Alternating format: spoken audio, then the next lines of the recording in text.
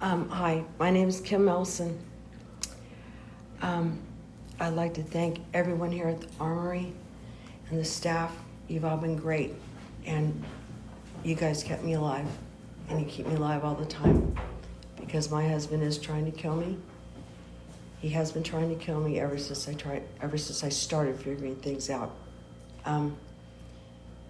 Back in the 80s, Madonna had a song out.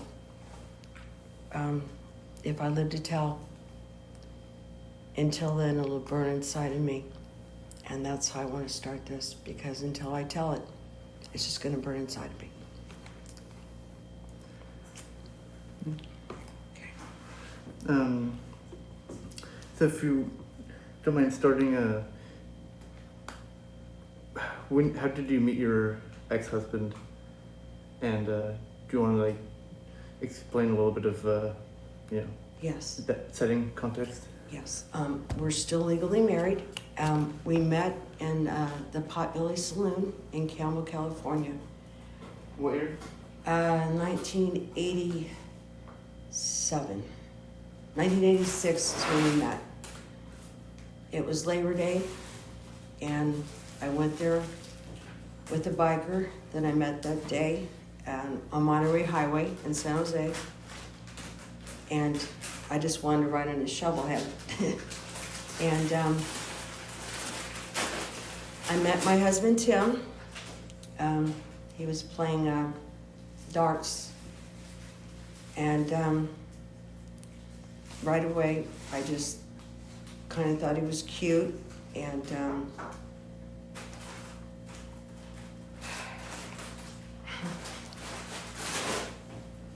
we were talking about Chinese food, and it was just stupid. And he was going with someone else, and I wound up marrying the biker. The biker that you went with? Yeah, the day, that I met on Monterey Highway that day. His name was Bear Phillips, and my husband, Tim, was the usher at our wedding, my wedding to Bear. And I was only married to Bear for 6 months, and he started abusing me and tried to run me over with his bike. And frequent, recurring? Yeah. And I thought that Tim was going to rescue me. And about 3 weeks after we got together on April 3rd, 1987. And in June, we moved down to Southern California. In June of 1987, we moved down to Southern California and stayed with his parents. And he had really, he had a lot of hatred for his stepdad. And a couple weeks after we moved down, it was Newport Beach, California. A couple weeks after we moved down there, he threatened his stepdad that he was going to kill him violently while they were watching a Lakers-Celtics game. During the three-peat thing, when the Lakers won 3 times. He violently threatened his stepdad, who he had hated for years, and blamed him for not being able to have girlfriends while he was growing up in Newport Beach. And that was a big part of it, because there were rich people in Newport Beach, and they all had cars and everything. And his stepdad kicked him out of the house when he was 17, and anyway, threatened to kill him. And the next day, his stepdad was dead. And my husband, Tim, was the last person to see him alive. This was 87? Yes. Yes, this was in June of 87. And I had just met, we just got there. And right away, his mom, Marilyn Austin, and his half-brother, Charlie Austin, suspected that Tim was somehow responsible for his death. Edward Austin's death, his stepdad. It was really weird. I don't know how he did it, but after the situation I'll tell you later that happened years later, I started piecing these things together. Was that how much time went by between that and noticing other things or starting to put things together? Well, actually, things were weird right after that. Like, he would not have sex with me for a very long time. I did get pregnant. I was already pregnant before I got to Southern California. I got pregnant while we were still in the San Jose area. I just wanted a baby so bad, and I wanted to have his baby. I wanted to give him 2 sons. I made up my mind right then when we first got together. And so I was already pregnant, just didn't realize it yet when we got to Southern California. And he cut me off from sex immediately. And the lies started. The isolation started. He knew once he got me away from my biker husband, he could do this. Somehow, because my mom would give me away to everyone. Who is your mom? Like, if you don't mind explaining that. Well, when I was 15, she married me off to the biggest drug dealer in Pacifica, California, and I was not pregnant. She just never wanted a girl. I was supposed to be a boy. And she just didn't want me. Anyways, so she married me off to the biker, Bear Phillips, and then she wanted me to just run away with Tim, too. Wait, so you were like 15 when this... When my mom started giving me away to anyone.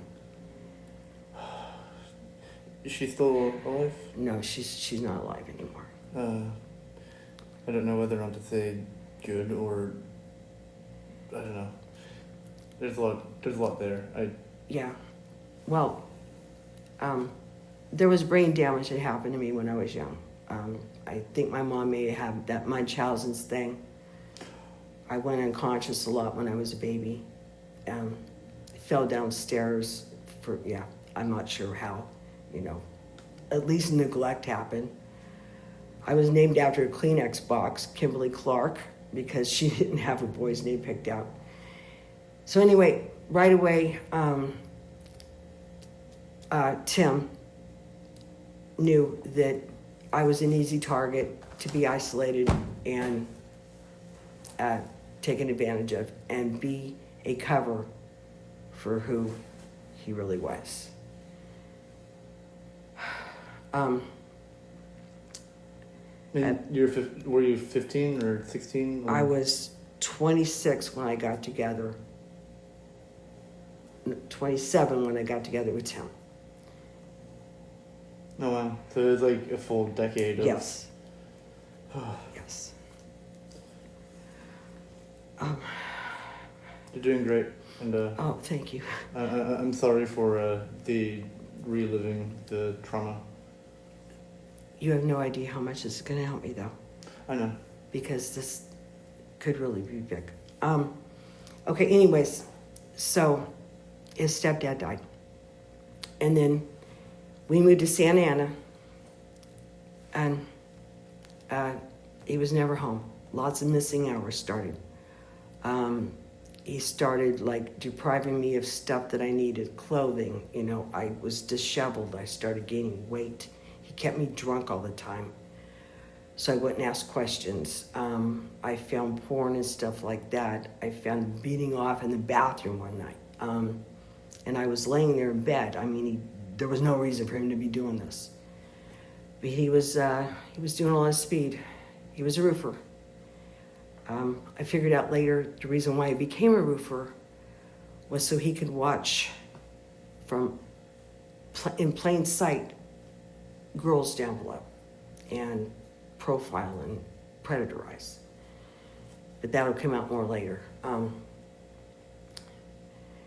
still, all the while, even while I was pregnant, he would not touch me. And he, I don't know what he was doing, but it was months in between him touching me. Anyways, our first son was born in Orange, California. We still live in Santa Ana, but our son was born in Orange, California. What year was this? Yeah. That would have been 1988. And then right after that, I got pregnant again. And he wanted me to have an abortion, and I wouldn't. So,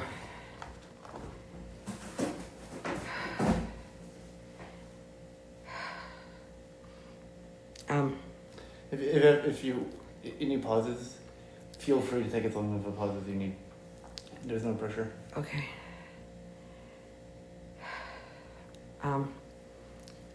We moved to Texas. I thought I would get him away from all that and things would be better. We moved to Texas. He started doing more speed. I got involved in it too. You weren't already? Oh, yeah. Actually, I was, but I wanted to stop. I gotcha. I did. When we got together, I Yeah. wanted it to be over. When we moved to Southern California, I wanted it to be over. And yeah, it just didn't happen.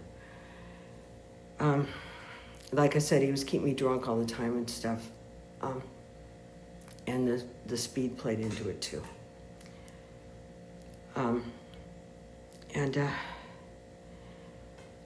Then he was still cheating on me. And all the while he's lying about it, and not touching me. Obviously, he touched me a couple times because I got pregnant. Okay, so we had our son in Texas. The second son? Mm-hmm. And he was born on the same day as our first son, February 19th, 1989. Oh, wow. Exactly a year later? Yeah, 1 year later. He was, man, I was in such denial. This is the hard part. I was in such denial about it, all of it, and any of it. And I don't know what he was doing, but for some reason he was programming me. I know it. I didn't know it at the time. But every time I try to leave him, I would start shaking like I am now and feeling like I had to go back to him. If I realized and admitted to myself what I was feeling, it was just too much for me. So I would rather stay in denial. But I didn't know at this point that he had killed his stepdad. I'm not sure how he did it. His stepdad had a coronary massive heart attack rupture. I think I may know now how he did it. I think he may have scared the heck out of him by driving his vehicle to work because his stepdad was giving him a ride to work. Remember, I told you he had threatened to kill him violently the night before, loudly, screaming, everything. And the stepdad was willing to get into a vehicle? Yes, yeah. And that day, I was the one who picked the phone that day that his stepdad wound up, Edward Austin, wound up in the hospital. And they said, remember, I just met these people, and I'm the one answering the phone. I was the only one there. And they said, is his wife there, Marilyn Austin? And I said, no, she isn't here right now. They said, well, you better tell her to get here to the hospital soon because her husband's here and it isn't looking good. So we went there and he was dead. We went to the hospital. Okay, anyways, sorry, sidetrack, but so yeah, we were living in Texas within a year after that. And I started realizing, my gosh, he killed his stepdad. And I still couldn't admit it to myself. What gave it away to you? Like what? I had a clarity of mind. I honestly don't know, Clinton. You somehow. Yeah. Or yeah. maybe even spiritual, supernatural. Yep. Divine. exactly.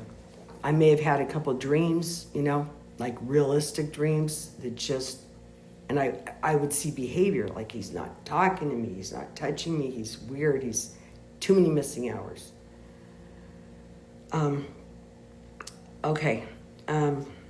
So this is going on. This is a nightmare, really. And one of the things I found out about sociopaths, psychopaths, you know, predators, all that, the serial killers, they all have lots of missing hours.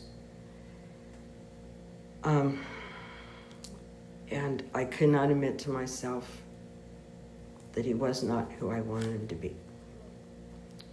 It took me 33 years to do that.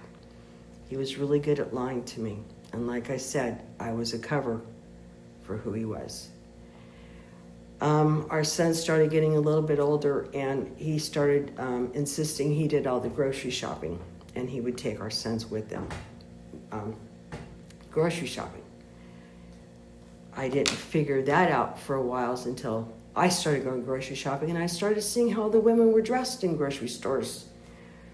And he refused, to let me go grocery shopping. I remember begging him on my hands and knees to let me go grocery shopping.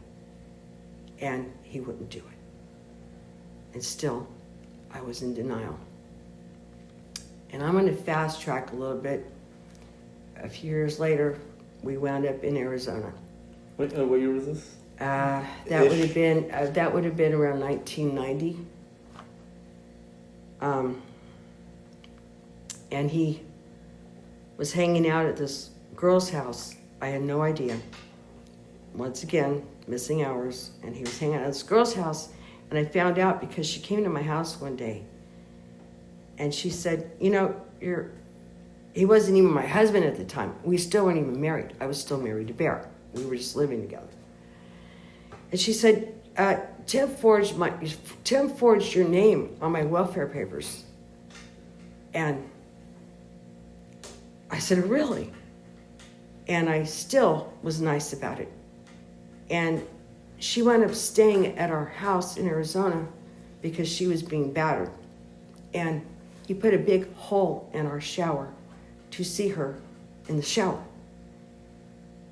He hid it with a NASCAR shirt that he bought that was signed by Daryl someone. Not Dale Earnhardt, it was Daryl someone. Daryl Waltrip signed it with tickets that I got him to the Phoenix Raceway for his birthday. He covered up the hole on our side of the wall, but the bathroom side of the wall had a huge hole in it, and he did not even try and cover it up. And then all this stuff started coming out about how he had been spending time at her house, and her name was Jewel Lefevers, by the way. And I did report that. I did. Do you mind spelling that for me? Do you know? Jewellefevers.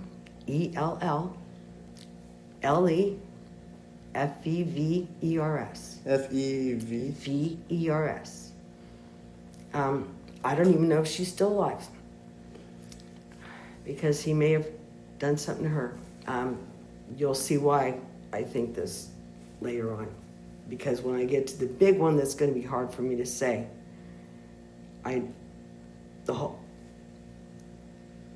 okay, I'm just going to go right there. I think it's better if I just say the situation, and then it could, maybe we could edit this later. I'm time stamping it, Okay. So that's the option. Yeah. Okay, because this is a big one, and this is what really started making me think, and this is why he started trying to kill me. Okay, I don't remember what day it was. I don't remember what month it was. But all I know is I had been toothless for 4 years. I had gained 70 pounds, and he was still keeping me drunk, and the speed was gone by then. For me, anyway. If he was still doing it, I didn't know. Did you quit purposely, or? Yes. 1995 was it for me, and that was in Arizona after the Jewel Lefevers thing. Okay, now I'm going to skip up to, this would have been around 2000. Oh shoot, man, that's 2013ish maybe. this girl comes knocking on my door.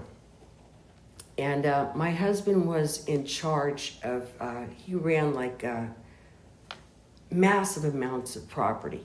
And they were all 38 acres of like desolate land, all the properties. This is in Ellicott, Colorado. This girl comes knocking on my door and she says, "Is Tim there?" This is like 8 o'clock in the morning. I mean, banging on the door. And he was already hiding. I went out and answered the door, and she said, "Is Tim there?" And I had no idea this girl even existed. And she said, "He gave me a ride to the store the other day, and I want to know if he can give me money for diapers and give me a ride to the store, to Fuel Bees," which is a gas and sip right there in Ellicott, Colorado. And I looked at him, the bedroom, and he was looking at me. And I said, "You fucking son of a bitch." I knew something was up. I was already shaken. I knew something was going on between. I just knew it. And then his behavior got really weird. And then my son, Vincent, came out of his room. And I said, "Vince, you give her a ride to the store, and I'm going to give her some change." And I talked to her briefly in the kitchen. She must have been around 22, 23-ish. From what I understand, she had like 2 young babies, both in diapers. I did not see them, but this is what I heard later. She rented from the same person that my husband, Tim, was working for and renting all these properties. His name was Tim Kunow, and he still owns a lot of property there. How do you spell that? Do you know how to spell that? Kunau. Okay. Yeah. Yeah, well known there, still. Anyways, I said, "Vince, you take her to the store." And I walked back in the bedroom, and my husband, Tim, was frantic. He was saying, "I gotta go, I gotta go, I gotta go to work, I gotta go work." And he said, here's some money for diapers for you. Threw it at me. It was like pennies and stuff. And I walked out and I handed the money to her, and I knew somehow that she was like tweaked. I mean, doing a lot of speed. Like I said, I've been away from it for years at this time.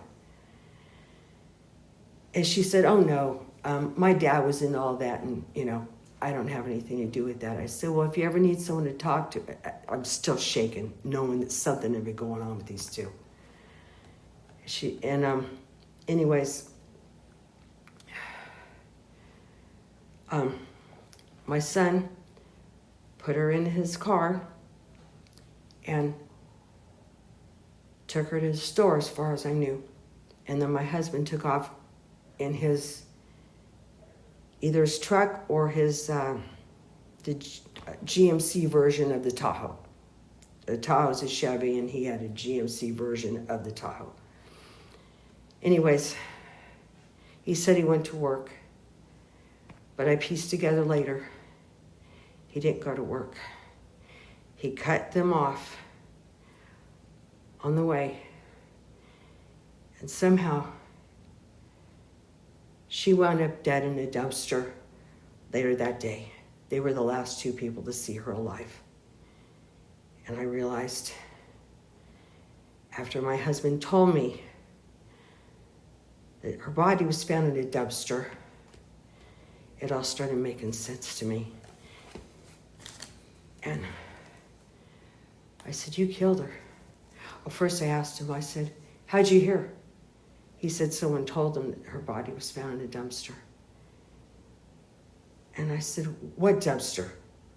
He said it was the one behind, it was a hotel there in Colorado off Highway 94.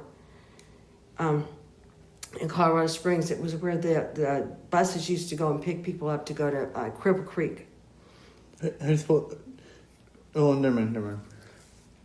Well, To the casinos. Never mind. Continue. I'm sorry.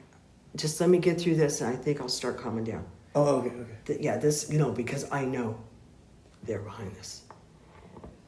And I did report this once I left. Oh, no, I believe you. It's just more asking for documenting purposes. Anyway, yeah. And I guess I asked too many questions, and right away, he said someone at church that I was going to told him. And I knew something was wrong. But it wasn't enough to make me stop drinking and lose weight and start getting my life together. And I knew that they were the last two people to see her alive. And then he started trying to make natural things happen to me, like, like poisoning me, cooking breakfast and poisoning me. I started getting sick, but it was like natural things, like he tried to let me die in a snowstorm in our backyard. He constantly made me try and kill myself, and put me into psychiatric wards to make me seem, suicidal. So when I guess this is what he was thinking, if I did kill myself, or if he killed me, he could say I killed myself. It was on record that I was suicidal, that kind of thing. Because he had killed before he killed a stepdad. I found out later.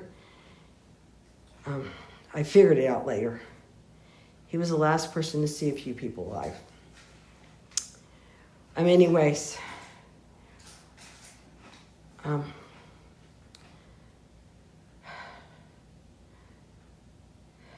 If you want to have a secret word at any point, Let me try and get through this. Yeah.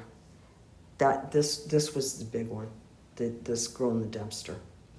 It hurt me so bad. Oh, and I was still not over him, the hole in the shower, by the way, and him forging my name. So that's how I know he's still doing identity theft on me. He's still forging my name. Not because he loves me. I'm not supposed to be alive. He never wanted me to be alive. I was supposed to be dead. COVID has saved my life many times, and it's still saving my life every day because he's not coming down here because of that.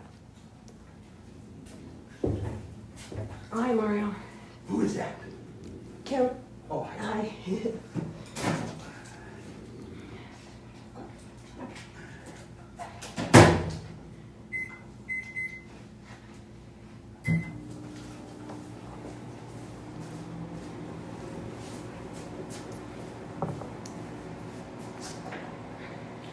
sorry, I'm being a terrible therapist. No, everything's still jumbled up, and this is going to help me be able to do this better next time. It's been like barbed wire fence inside of me, just... I could imagine. I couldn't imagine, but, I married him after the shower thing in Arizona. We got married in Arizona. I mean, he programmed me, he brainwashed me, he had me so isolated. And I mean, I was out in the middle of nowhere in Colorado. No car, no nothing, no phone. When I would ask him, because lots of missing hours still. I mean, okay, once he got in charge of these properties, even before this girl wound up in the dumpster, okay, some have been going on for years.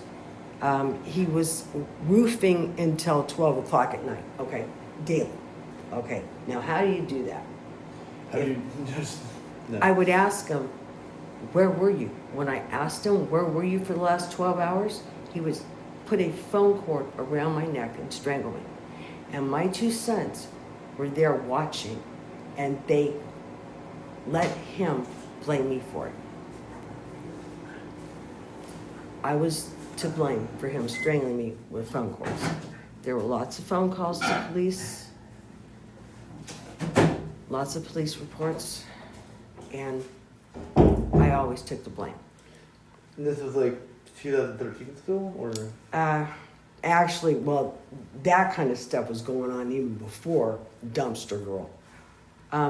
She told me her name was Dee, and I found out later that she was married to someone named Lucchese, so I'm assuming her name is Dee Lucchese.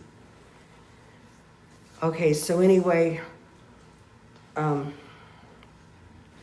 after I told him, I called him at work and said, "You killed her."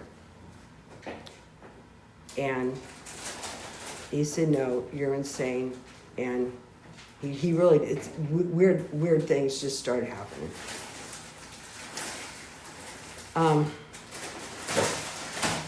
He had started turning my sons against me from very little. And that's why by the time he was wrapping phone cords around my neck, I was to blame for it. Yeah, and the cops were called by a neighbor who told the cops that he wrapped a phone cord around my neck, and I blame myself for it right in front of the police. Did the police accept that? No, Okay. they took me to psychiatric ward, and he had me still believing he was my rescuer. Don't ask me how he did it, but he knew he could do this. One of the reasons why he knew he could kill Dee Lucchese is because no one would care about her. She was a drug addict. And I remember even saying right afterwards, "Oh my gosh, she left those 2 young babies." He said, "They're better off without her. She was a horrible mom." And another thing that happened right around then is he took me to the house. She lived right up the street from me. I didn't even know this.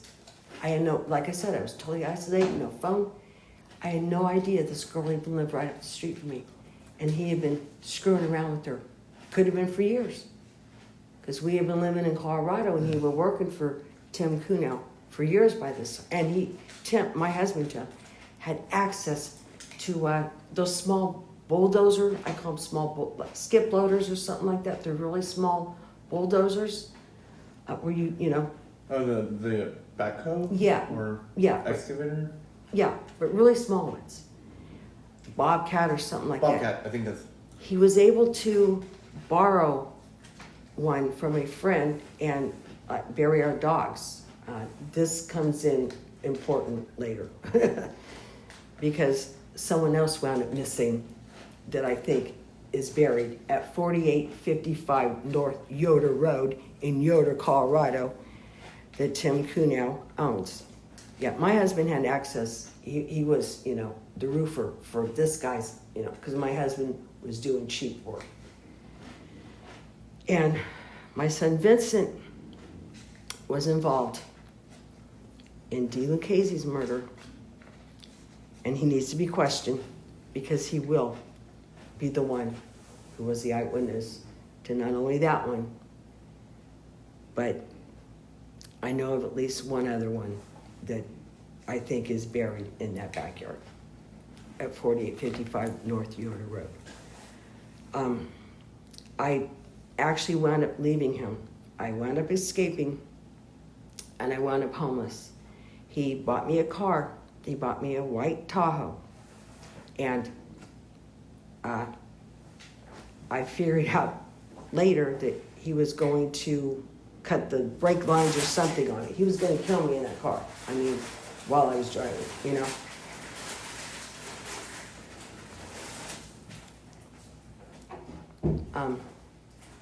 He didn't just get me that car. He never loved me. He didn't have the capacity to love me.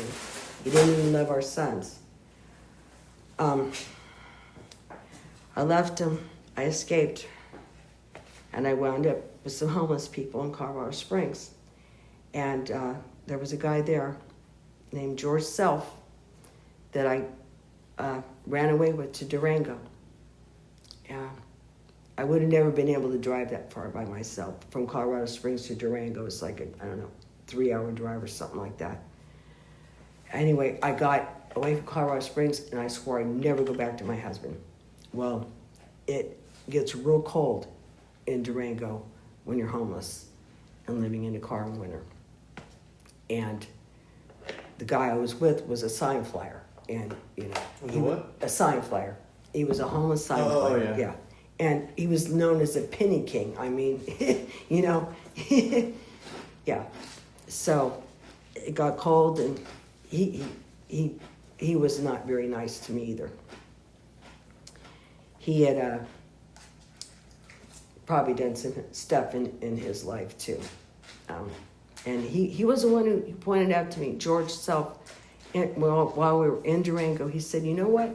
He said, Ted Bundy was married. I think your husband could be a serial killer, because I told him about Dumpster Girl. I'm sorry, about Dee Lucchese. I'm sorry.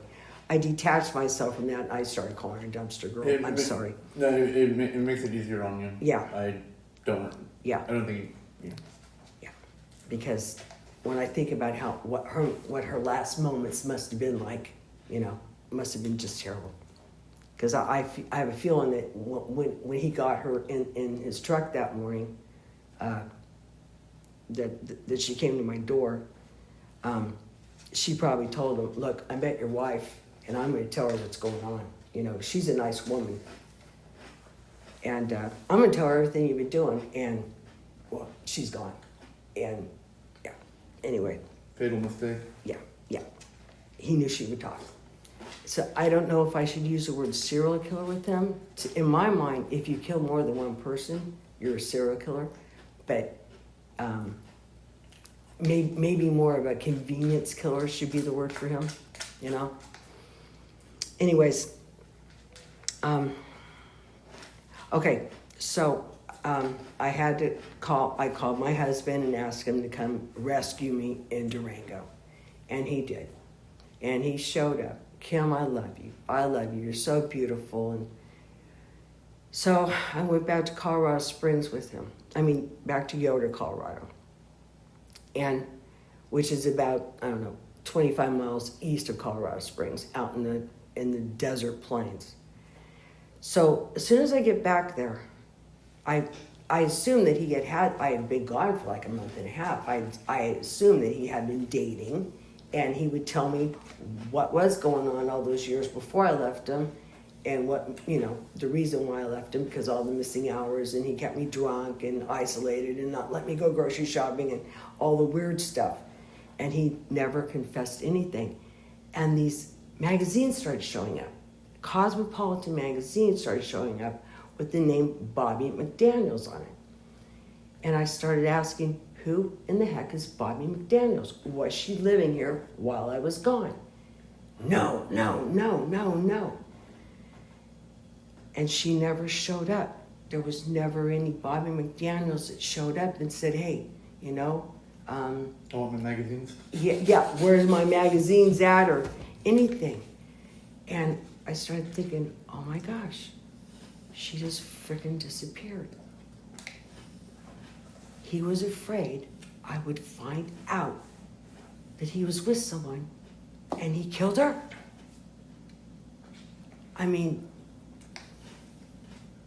Where was she? Why was he denying it? I was with someone else, I was with George Self. I made that very well known. And he just kept denying it. And there was no way he wasn't with someone for a month and a half, And she just never showed up. And I started thinking, oh my gosh, he freaking buried her in the backyard. It just, like I said, clarity of mind. I just saw it.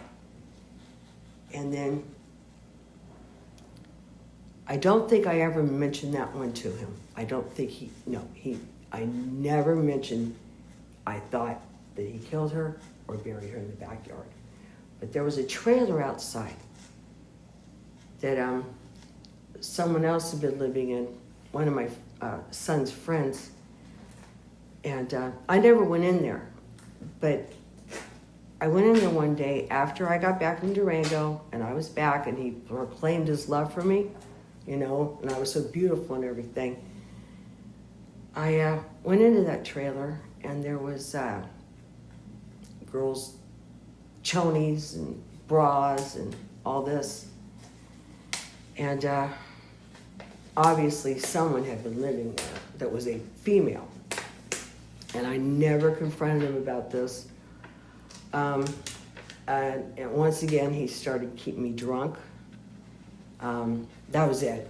There was no more pills or anything. That was, pot, you know. What year was this?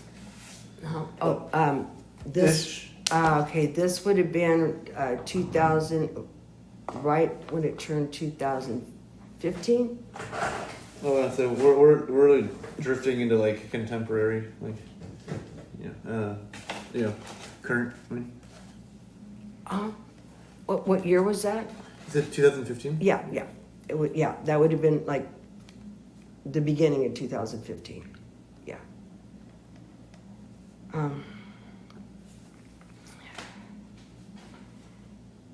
But yeah, I started piecing things together, and then he knew I was suspicious of where was Bobby McDaniels at, but at least I know her name, and I never looked up if she was a missing person because I never had a computer where I could do that. But I did report it once again. Once I left him, I did let someone know. Anyways, he tried to kill me in that same backyard in the snowstorm I was telling you about, in the blizzard. Oh no, he purposely drove the wrong way through, got us stuck in the snow. And I almost died. I almost died. And I just got back from Durango. I was freezing to death. This was worse than that. And he was standing behind me, in the snowstorm himself, waiting for me to die. And I didn't die. And he got so cold, and he almost died. So he pushed me up the stairs and pushed me into the house. And that's the only reason I survived that one. Then other weird things started happening. Then he started insisting on cooking for me. And remember, he's never let me go grocery shopping. He was still doing all that crap. So I never knew what was going on there. I remember thinking he was a serial raper for a long time, and I'm still not sure he wasn't. I think sometimes that he was doing something like that, and if he thought that they would talk, he may have killed them too and been buried in Yoder somewhere. In one of those properties he had, that Dee Lucchese, she had a 38-acre property. He could have been burying other people on her property while she was alive, and maybe that's one of the reasons why he killed her, you know? Anyways, he would cut my blow dryer cord and leave standing water in the sink. He would purposely clog up the sink so there'd be standing water, and I would not see that there was a cut in the cord of my blow dryer or my hair straightener. So I would just electrocute myself, you know? Things like that were going on. Then, you know, during conversations, he told me one time, or he told me a few times, that he was the last person, he was the one who found his friend Steve Miller's dad, who he moved up to Sunnyvale in 1977-ish. California? Yeah.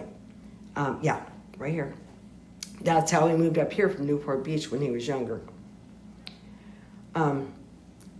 Yeah, his friend Steve Miller's dad, who my husband Tim did not like. I think his name was John Miller. He wouldn't let my husband drive any of his cars. He felt isolated. Once again, he felt like he was rejected by women. That was a big thing in his life. At a young age, he felt rejected by women. Referring to Tim? Yes. Yes. Anyway, the story was he found his friend Steve Miller's dad, John Miller, I think was his name. He found him dead in a pond. And he said that John electrocuted himself because he was drunk, standing in water, and he cut the cord, trimming hedges, and he cut the cord. When I found out that my hair straightener, the cord was, the wires were bare there, it started dawning on me, oh my gosh, he could have killed him too. And then years later, he tells me that, I remember this whole time I'm being abused and everything really badly, phone cords around my neck still. And then he tells me that he was the last person to see one of his friends in San Jose who was on an oxygen machine. And the next morning, he went to see him again, and his trailer had burned down in the middle of the night. Once again, the last person to see him alive. And I'm pretty sure that Steve Miller suspected that Tim could have had something to do with his dad's murder, because they never talked again after Steve Miller's dad was found dead. So he suspected Tim. I should try and find Steve Miller and talk to him. He has an his second wife lives in Cupertino. I'm sure she has some stories to tell too. They have a son in Cupertino, and their son won't talk to Tim. Oh, he also tried to, his second wife, he put a hole in their shower to see her sister, Linda, in the shower. Yeah, so he is a well-known peeping Tom by now. I am an eyewitness to that. He did it to my daughter. First time I saw my daughter in years. And my sister adopted my daughter. And finally, I got to see her again when she turned 20. Yeah, she was 20. Say your daughter? Yeah. This is another hard one. He said he had to go out and trim the hedges right when my daughter was taking a shower. And I was stupid enough to not have an actual curtain in the bathroom. It was one of those big windows. This was on one of Tim Kuhnau's properties. He had to go trim the hedges right outside the bathroom window where my daughter was taking a shower. I was sitting on the sofa and knew exactly what he was doing. And I walked out the back door and I could see him looking through the bathroom window. And then he told me, no, you didn't see that. I wasn't doing that. And I wanted to believe him, and I started blaming my daughter for it. And we haven't really talked since. And she's a beautiful girl.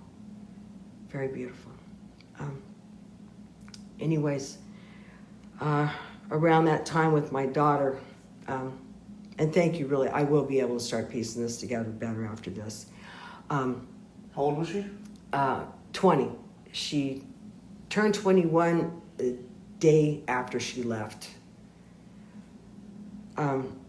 At this time, he started taking me in his truck, and driving on, dirt roads, 120 miles an hour, trying to wreck us, trying to drive us off the road, trying to kill me, and scaring the heck out of me, which is how I think maybe he may have killed his stepdad and made his heart, just explode, because he may have driven like that and done something like that. Or since it worked that one time, he thought it would work for you? Yeah. And I also suspect that there were other girls in the Colorado area when he was managing all these properties, that he had driven like that to get them to do things, like sex. And if you talk, you'll be dead. And no, because he was good at this. And he got away with it. He used to do this on Highway 25. This is a main highway in Colorado Springs. And he used to be able to get away with me in there screaming for help and him just driving, seriously fast and seriously dangerous. And he never got stopped. Never. And he had this voodoo book. and he stuck it underneath my mattress. Say voodoo book? Yeah. And the reason why I'm saying that is because I used to hear him whisper things.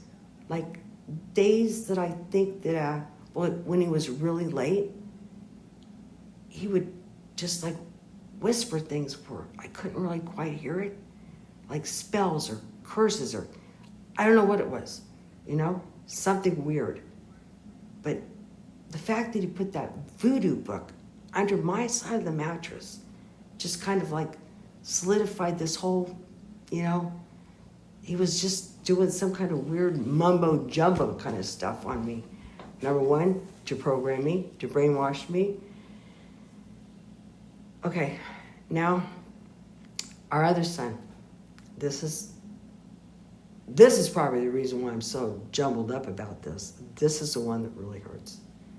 Not only did one of our sons start killing with him, at least twice, I think. And I think it goes back farther. Probably to when he was maybe 17. He may have started killing with his dad.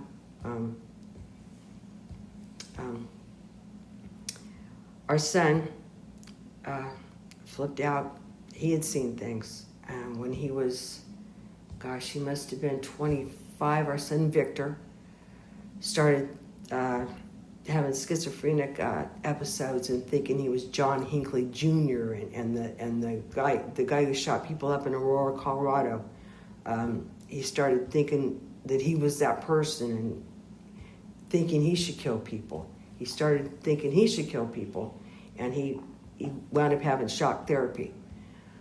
And trying all kinds of meds, and nothing would happen because he's not talking about what really happened and why he started thinking he should kill people, and that he was a murderer. And I'm the one who called and reported my son was having these episodes, and they put him in a state hospital, and then he wound up in a pretty decent assisted living in Colorado Springs, and he's still there to this day, and he's been there for 10 years.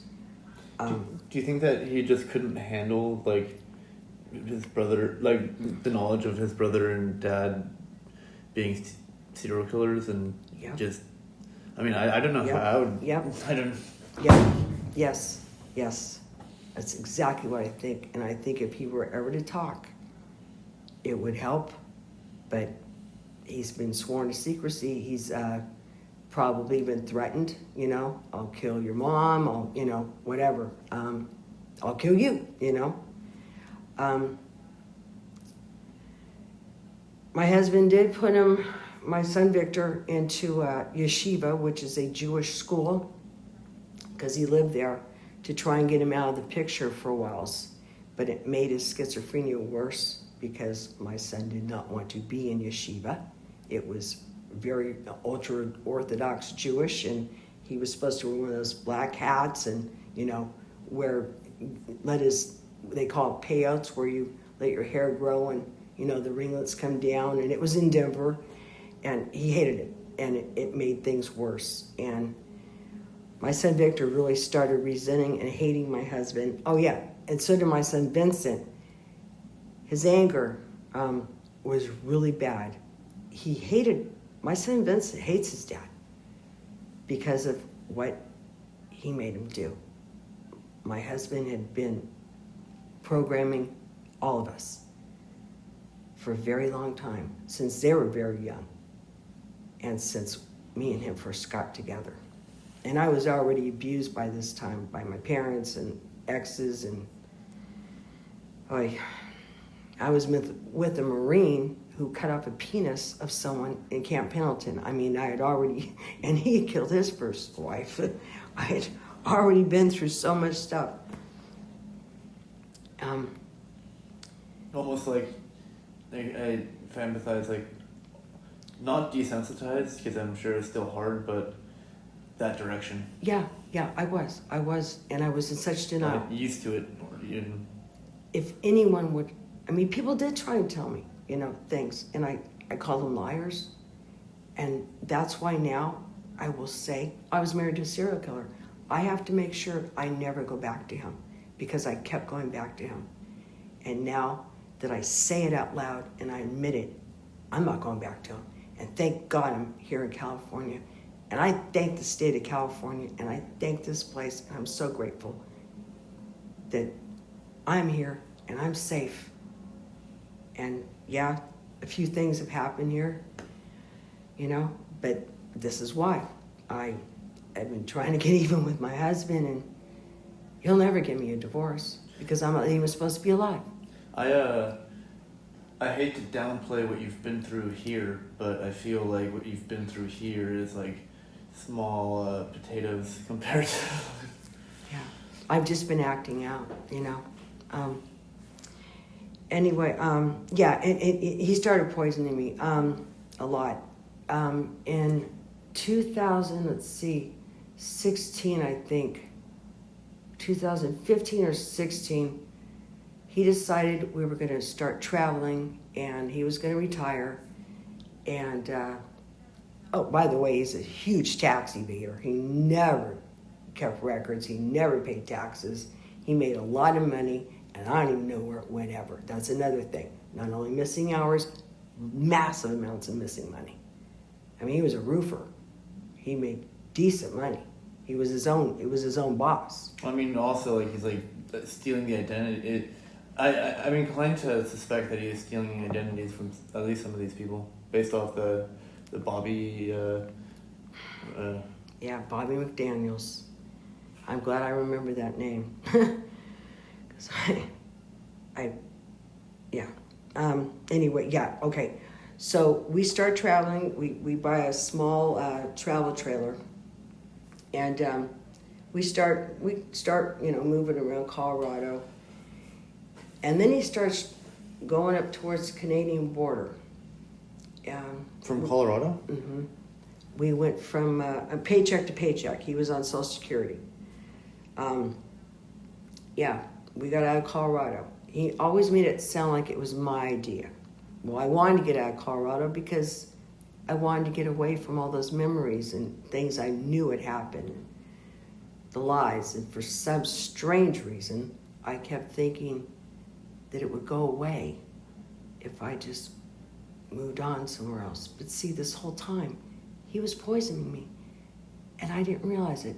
He was doing it methodically, but he was also still trying to make natural accidents happen. Like when we got to Idaho, there's a place called something on the moons, not Craters of the Moons, something like that. Maybe it was Craters of the Moons. He loosened the lug nuts on the truck. Oh, and this is documented. This, because it backfired. This one backfired on him big time. He loosened the lug nuts in a place called Arco, Idaho. And remember, he's still poisoning me the whole time, too. He planned on the lug nuts falling off and me going off the road somehow, in the truck, and him jumping out, I guess. I don't know. He didn't think this through because he's stupid and messy, by the way. And this is how he's going to get caught eventually. Yeah, I was just supposed to, go off the road. Yeah, it was Crater of the Moons. And, tumble off and die. But they went off at the wrong place, and it did not work out. The next thing he knew, the sheriff shows up. The whole wheel just flew off. The whole wheel flew off. And he didn't jump out because it wasn't where it was supposed to be. And someone returned our wheel to us, called the sheriff. The sheriff showed up. He was very nice to me, but he was very suspicious of why those lug nuts were loosened and why the wheel flew off like that. He was not accepting my husband's explanation for it. So we stayed there. We had to stay there anyway. That's what I mean. It backfired on him. We had to get a hotel, and I was still alive. I was supposed to be dead. And all the while, my son, Vincent, is waiting for him to kill me. My husband would write things to my son, Vince. Vince wouldn't talk to me at all. We did not talk anymore at all. he would write things like, keep the faith, Vince. Me and your mom are doing good, meaning I'm still going to kill her. She's just not dead yet. A couple times, when we were still in Colorado, I did make a police report.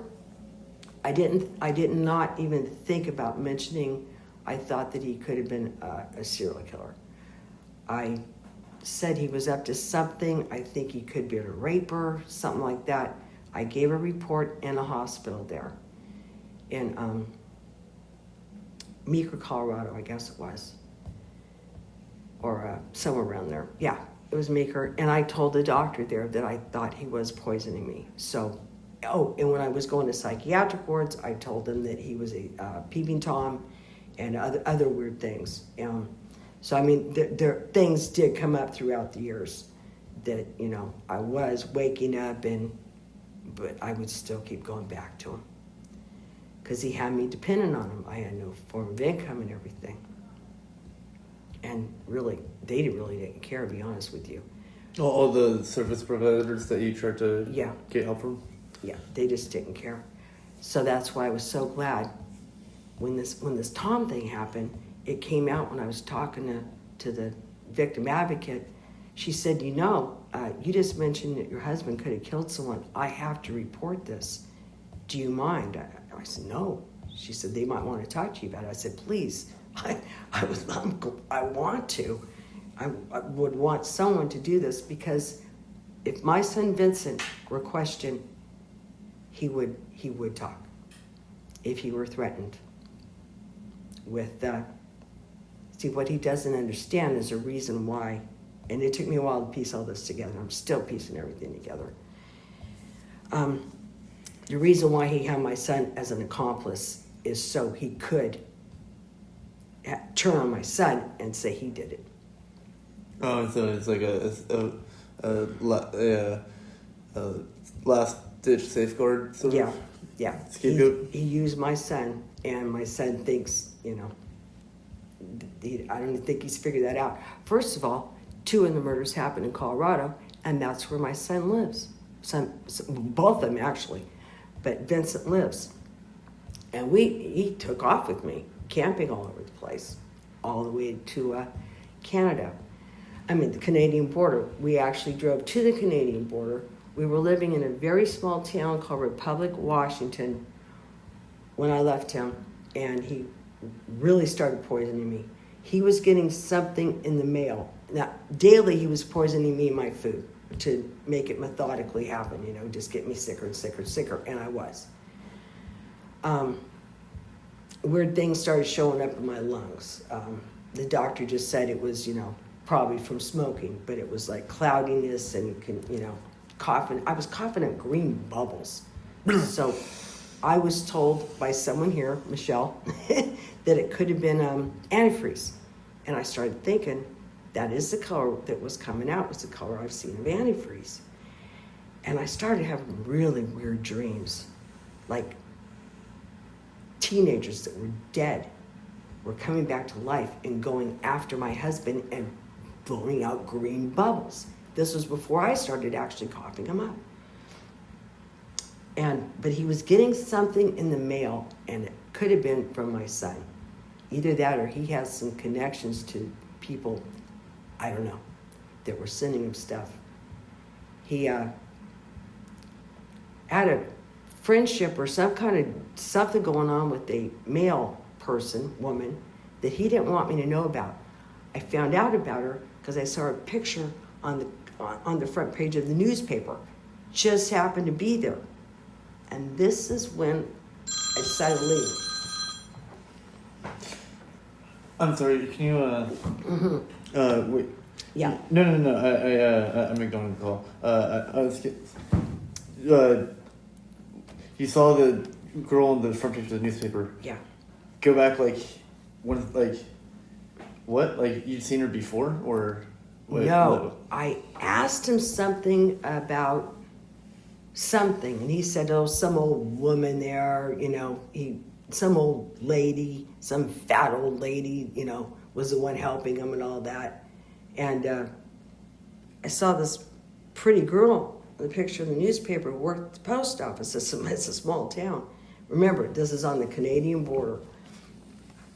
And he went out of his way to hem-haw around that he had never seen this woman before. And finally, I got him to admit she's the one who he had been talking to. And the way he tried to keep her from me. And I turned into a prayer warrior. I mean, I really started praying. And I started seeing things. I started, like, things would just show up in the front page of the newspaper. And he brought the newspaper home. He didn't even look at it. Otherwise, and would have hit it or something? Yeah, exactly. Or just never bought it. But 2 days before this, it was our 33rd anniversary. It was April 3rd. He came home from the grocery store. Once again, he wouldn't let me go. And he didn't bring me home anything for anniversary, no flowers, no nothing. And he thought, wow. We were living in this small travel trailer, still traveling all over the place. Oh, we had lived everywhere, campgrounds and the whole time. Oh, whoa. He would plan on killing me in desolate camping places, but for some reason, someone would always show up that saw me, that wasn't supposed to see me, because he kept me inside. And a lot of times, no one saw me. They didn't even know I existed. And he purposely did this. But it was like someone would show up and they would see me, so he couldn't kill me. It's almost like a divine intervention. Exactly. Something. Exactly. And I mean, he took me to some desolate places in Washington and Oregon, state parks, national parks. That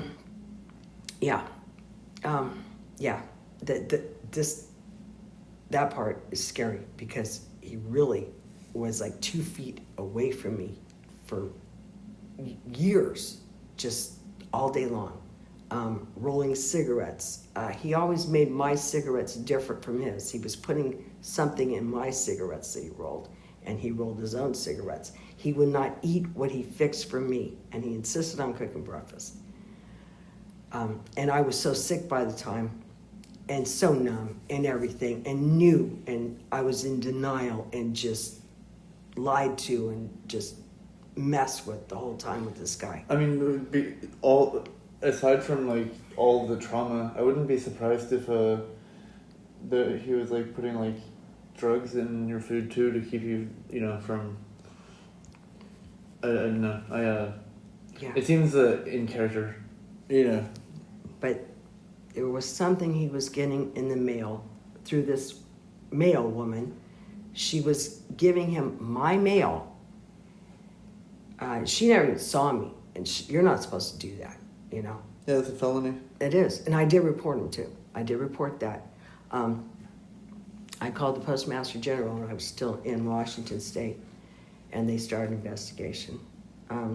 Anyways, there was something he was getting in the mail, and he handed me a tequila shooter one day, and he opened it. He said, I took a sip, and I didn't think anything of it at the time, but he had his own. I mean, after I drank it, about 20 minutes, and I sipped it. I mean, I didn't guzzle or anything. It was just a little sheer. I was sipping it, watching a movie, and I got deathly ill. Everything started spinning, and I couldn't even make it to the bathroom, which was, 3 feet away from me? And I passed out in my own vomit. And he's sitting right there watching me. And I knew I should have gone in the emergency room. But it was far away, and I didn't trust him to drive me. I didn't trust being in the vehicle with him anymore. Remember, I told you he'd already tried to kill me driving real fast. Yeah, no. I mean, like, he's watching you die on the floor. Like, you don't want to, And I started praying, Heavenly Father, get me out of this. And I came through it, and he did not want me to. I was supposed to die right then. Anyways, he tried it again. He started picking at my prescription meds. and they were capsules, gabapentin. He would he put something in a couple of those because it happened a couple more times, same thing. I suspected at the time that it was coming from my son Vincent, and he was mailing it to him.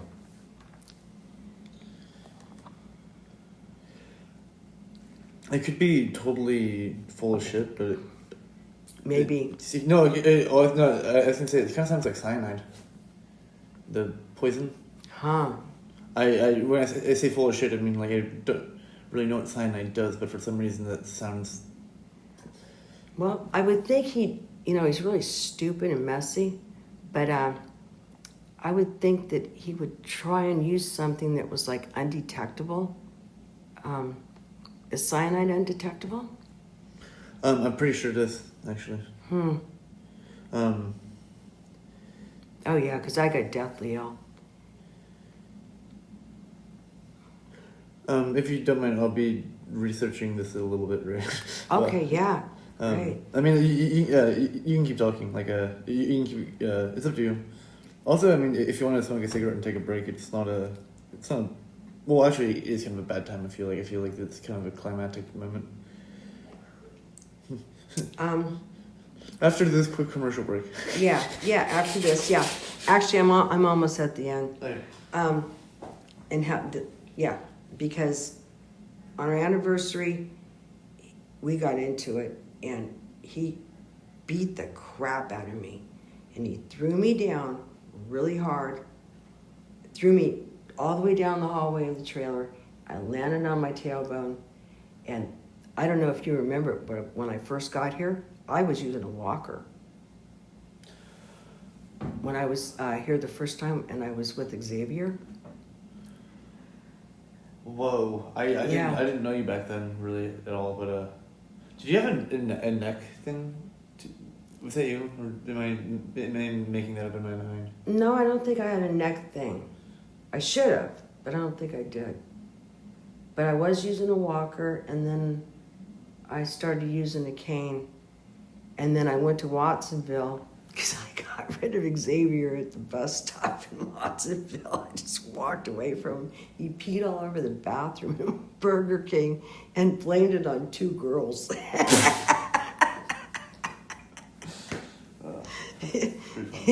Yeah, so I left him at a bus stop in Watsonville. Anyway, I wound up staying there for a couple of months, and that didn't work out, so I came back here after Xavier left.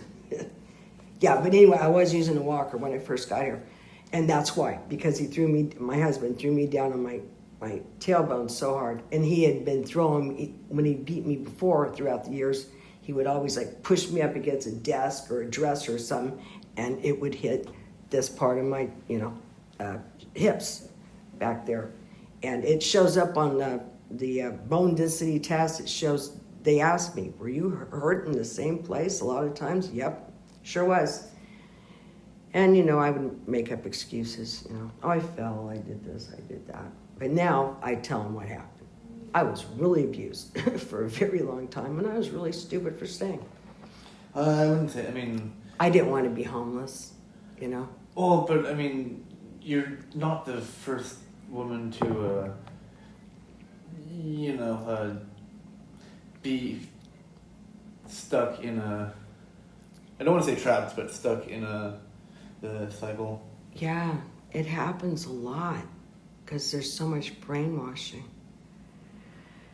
But anyways, I started having more dreams and everything, and I knew he was going to kill me. Then. And plus, he had been poisoning more with the... Oh, and he killed my cat. He killed my cat. As soon as we got to Washington, he had been planning to get me up to the Canadian border. This is what I pieced together since then. There's something that if you kill a cat, you get more power to kill people.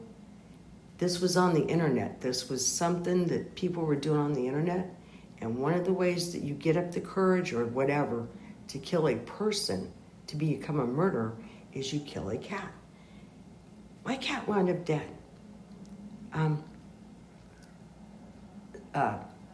He said that she ran away in a campground the first night we got there. She wouldn't run away.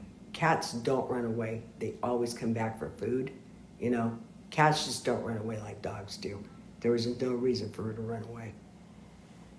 No, she just never came back. And I finally figured out, yeah. It was, even after he did that, he did one of those, do you remember that Casey Anthony case where she killed her daughter? Kaylee Anthony? Yeah. And she wrapped her with her favorite little stuffed animal and, you know, put some kind of heart thing over her lips. There's some kind of that's one of the things that they believed that was the mom, because of the loving way that she was buried. Well, he kind of did the same thing. He put out a, you know, thing for the cat, you know, this is, you know, my name is Sophie, you know, this is my litter box and this is my food in case you find me, because we took off the next morning. He was not waiting around for that cat because he knew that she wasn't going to show up. And then I had a dream that she was dead, but alive and happy. She was glowing in my dream, and she was okay. The cat? Yeah, in my dream, yeah. I was gonna say, I'm kind of a strong believer in a visitation from the dead in dreams. Yeah. It's I don't know, consistent. Yeah, she was so cute. Anyways, this is a real reason why I know my son needs to be questioned, and he is the eyewitness to all this. I'm an eyewitness to the nightmare I lived and what happened to my family. It was a house of horrors. But I had a dream that I walked into a church, and my son Vincent was on one side, and my son Victor, the one who's in assisted living and was having shock therapy treatment and going through all kinds of crap still, on the other side of the church. And I went over and sat next to Victor, because even in my dream, me and Vincent were not talking. But I looked at him and I said, oh yeah, and they were happy. Vincent and Victor were both just radiant and happy and clapping their hands and, you know, praising the Lord and everything. I looked at Vince, I said, where's your dad? He said, oh, they're taking him away. I just turned him in for he owes $60,000 in back taxes. And I looked up at the stage, and the Secret Service people had Tim handcuffed and were taking him away. And I woke up and I told my husband this dream. I don't know why I kept telling him this stuff. It just made him want to kill me more. I said, Vince turned you in my dream. And he just looked at me like, oh my gosh. Because Vince is the one at Ground Zero with the ones from Colorado, you know? I don't know how many people he killed in Colorado. He had so much property he could have buried people on, and he had the access to that Bobcat thing I was telling you about. I know he would have buried Bobby McDaniels, if he did, in the backyard. And like I said, I know, because that's where he would have buried me if I would have died in that snowstorm. It was right there. He would have buried her right next to where our dogs were buried. Because that's just how his mind works, you know? And I did. I actually wrote the landlord and told him, I think there's someone buried in that backyard, and this is where you need to look.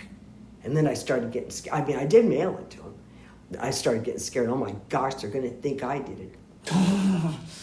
Oh yeah, and I forgot to tell you, the D. Lucchese one, the first dumpster girl. Yeah. He actually brought me to her house to try and frame me for her murder if I did say anything, but I didn't touch anything. But I did see a thing of eyeshadow in an open this place was a mess. Kitchen drawer was like beat up and, you know, kind of sticking out, and I saw this eyeshadow thing. I mean, just, you know, compact, you know, makeup thing. He brought it home. He brought that makeup home to me a couple days later. He didn't know that I saw it when he took me to that house. So I don't know if there's, like I said, he could have buried bodies on her property too, or done other things. In my mind, I'm just thinking he was doing sick sexual things with her, you know? But I don't know, because he definitely, that's why he brought me that eyeshadow.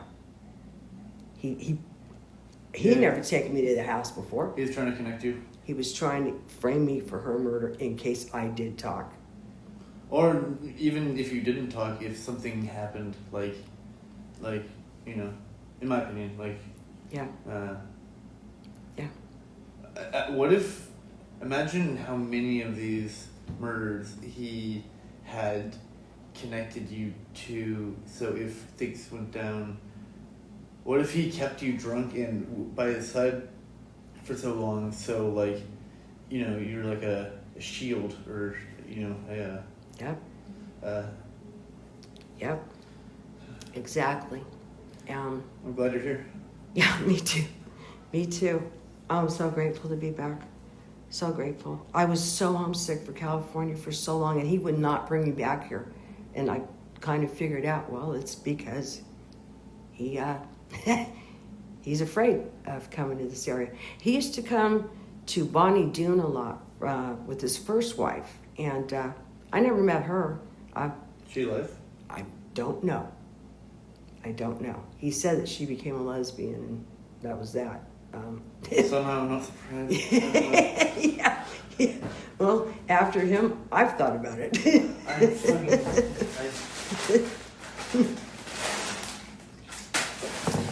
do. Yeah. Yeah. I just know her first name is Cheryl. That's all I know. But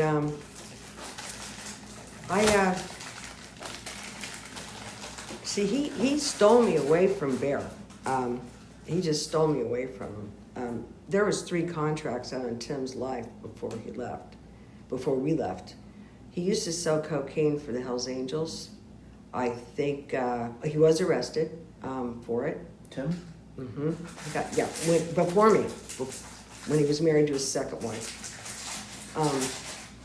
He got busted, and I think maybe he snitched on a couple Hells Angels. And there was at least 3 contracts out on him.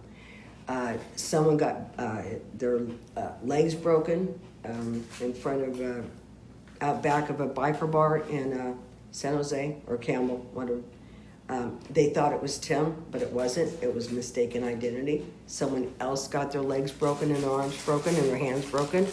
And he took off with me, a hardcore biker's wife. He stole me and took off with me. And I should try and find my Your husband? husband, Bear. Because if he's still alive, he would not be happy about this. Still. I mean, you just don't do that to bikers. You don't do that. Can I, off topic, you ever go to a biker bar that is in Martinez? Martinez, California? No, I think it's either Martinez or Benicia. Yeah. No, nice areas though. I've been to a couple biker bars in Niles Canyon. That was farthest up that way I ever went to one. But I used to go to a hamburger place in Benicia. They had huge hamburgers. They were really good. Okay. So anyway, yeah, I knew he was going to kill me. I just felt it. And we were right on the Canadian border, and he was getting ready to put a pillow over my head or something. I mean, he was getting ready to me. And I was constantly in his face. I mean, I never shut up. I made it way worse because I would not let the whole forgery thing go. Why'd you sign my name? This was years later. Yes, it was. It was years later. I would not let that forgery thing go. But subconsciously, it was because of other things. It wasn't just that. I knew that was just the iceberg. And that was the one thing I was willing to admit to myself. Yeah, because, I mean, I would think, my gosh, how bad is this guy? And I would hear loud and clear inside, it's worse than you could ever imagine. Get out. So finally I did. And I escaped by telling him once again, I need you to take me to the psychiatric ward. And I left my hat that looked like this and all my cherished stuff so he would think I was coming back. And I haven't seen him since. And when was this? That was April. I left him 4/20. I left him 4/20. I did. Oh, the next morning after I left him, he found out what hotel I was in. It was called the Hitching Post, which is in Washington. It was called the Hitching Post. Oh, too. I thought you were talking about the. Okay, yeah. Yeah, and this one was called the Hitching Post. It was too funny.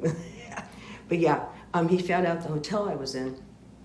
And the next morning, he was over across the street. There was like a Napa Auto Parts or something like that.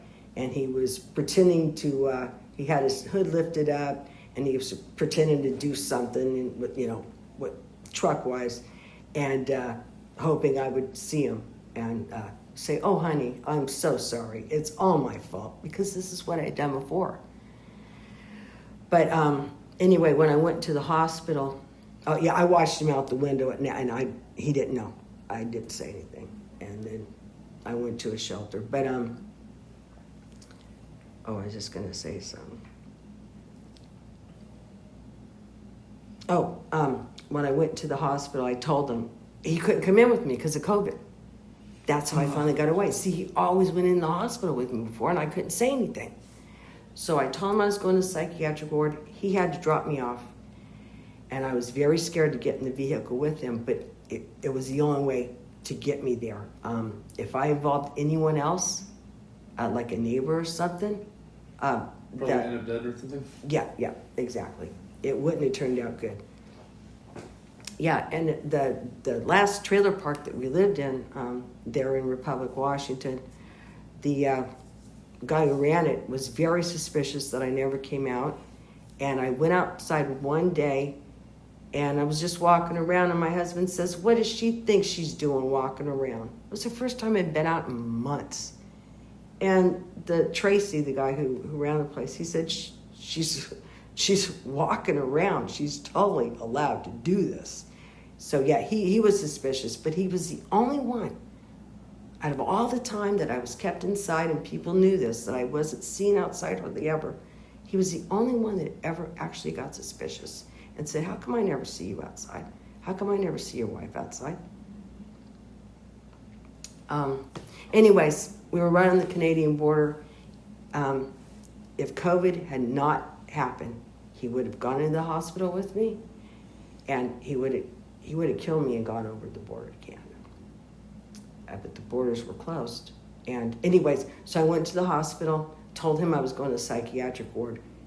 He dropped me off. I walked through that door. I said, my husband is persons of interest in a murder in Colorado Springs. This was Dumpster Girl. And please get someone on the telephone for me to talk to. Or I want to talk to a sheriff or someone right now. And they wouldn't come to the hospital because of COVID. But I did talk to him on the phone, and his name was Deputy White. And he called Colorado Springs for me and did tell them that, remember at the time I just thought they were persons of interest. I didn't start piecing all this together. But yeah, and I never heard back from Colorado Springs. From what I understand, that she had a husband who used to beat her, and I'm thinking he may have got blamed for her murder. And they don't like having to go through all that work. There's a lot of corruption in police departments. Maybe not this one. Oh, fucking yeah, no, I know. I've seen this stuff on TV. I literally, like, if you, where's my phone? Like, it is to this case. Pulling up YouTube. Watch.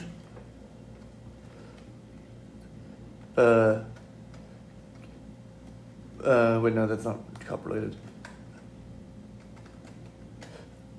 So like, Oh, yeah. I've been on a mean kick of watching like news stories of like police departments getting caught doing terrible shit. Yeah. Baltimore, and all sorts of shit. Attorneys like, oh no. Yeah. Anyway, my point is that I fucking know. Like, I mean, you've heard people go to jail for murder and they never did it, and they get out all these years later and then sue. You know? there's nothing that Oh, any questions?